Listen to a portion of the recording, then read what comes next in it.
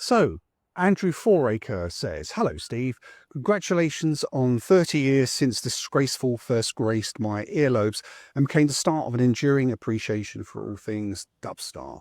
Thank you, Andrew. He goes on, "For me, the Disgraceful era will always be remembered for giving us the best B-sides. My personal favourite is A Northern Bride. Can you recall what inspired you to write that track? And were any of those tracks on the first 4 singles ever contenders for the album's track listings before they formed part of the EPs?" Well, I'll answer the second question first. Actually, no, none of those songs were contenders for Disgraceful. I think we just had so many songs that were of single quality or album track quality that those extra tracks, they just didn't really get a look in. But I have mentioned before that there were 2 songs that were B-sides from that era that Andy Ross at Food Records had wanted to include on the next Dubstar album. And that was song number 9, which I think was the B-side on Manic, and The View From Here, which was the B-side on Elevator Song. So both of those were considered, strong enough to be on Goodbye. And in fact, there was a brief period where The View From Here was even going to be a single, although that didn't happen for various reasons. So yeah, these songs were quite strong. I suppose maybe they just got pushed out in the A&R process. So what was the inspiration for A Northern Bride? I remember very clearly. I was sitting on the steps round the back of my flat in Grosvenor Avenue in Jesmond, and I was listening to my partner at the time talking to her friend about how her relationship, which was, pretty young, had broken down.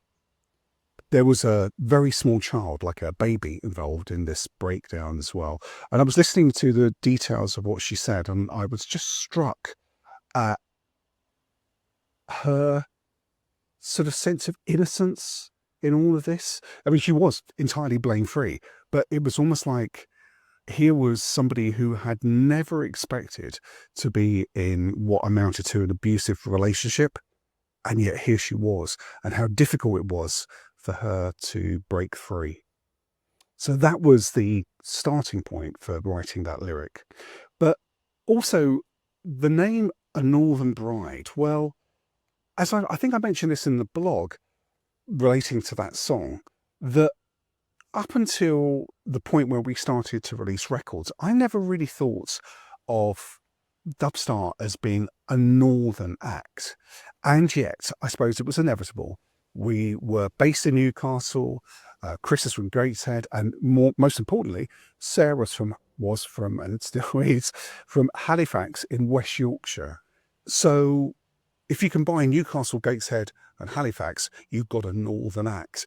And so I thought it might be interesting to reference this, even if it was just in the title of the song, to make a reference to this northernness that was part of Dubstar. And also, people were in reviews and interviews, they were referencing how so much of the people were referencing how often the lyrics in Dubstar songs would reference day-to-day things, and that was often referred to as a kitchen sink, like a kitchen sink drama. So I thought maybe for once I'd play up to this, and that's where we get A Northern Bride.